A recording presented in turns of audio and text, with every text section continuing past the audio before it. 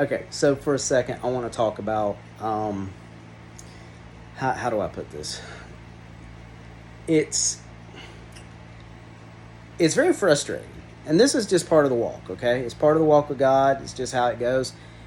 It gets a little frustrating sometimes because what happens is you are inclined to go left, for instance, and God is telling you to go right.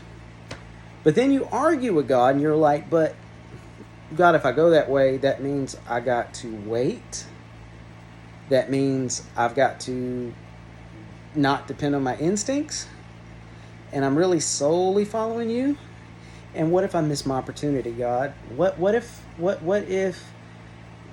that thing I'm looking at, that job, that girlfriend, whatever it is you're looking at, house. Well, God, if I don't jump on this right now, He's telling you go the other way or try it this way. But your instinct, that little thing inside of you is like, but no, I want it now. I want it now because by nature, that's what we've always done. So for me, there's these moments where God kicks against my grain. His commands that He gives me, His inclinations that He gives me, that still small voice, whatever you want to call it, the Holy Spirit speaking to me. It is simple to say, He's kicking against my grain. He's kicking against my instinct. Like, wait a minute.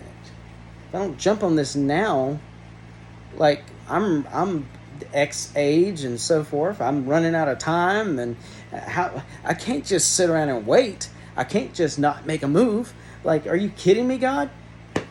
And sometimes He's saying, just wait, chill. Like Mr. Freeze would say, chill.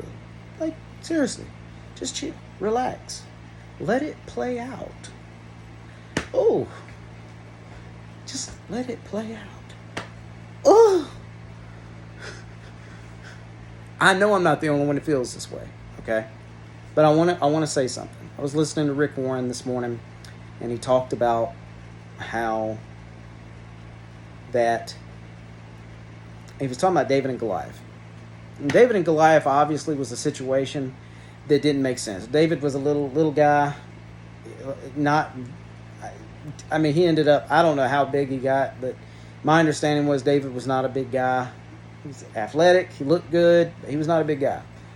And at this point, he was a teenager probably, he was a kid, and you're fighting a giant, and these giants were pretty tall, 13 feet from what I heard, something like that. They were giants, like literal giants. And everything that one's logic would say is the opposite of what happened. A slingshot? A slingshot. 5 smooth stones? Say what? You gonna kill a giant with some stones? Right. And guess what happened? You killed the giant. So what do?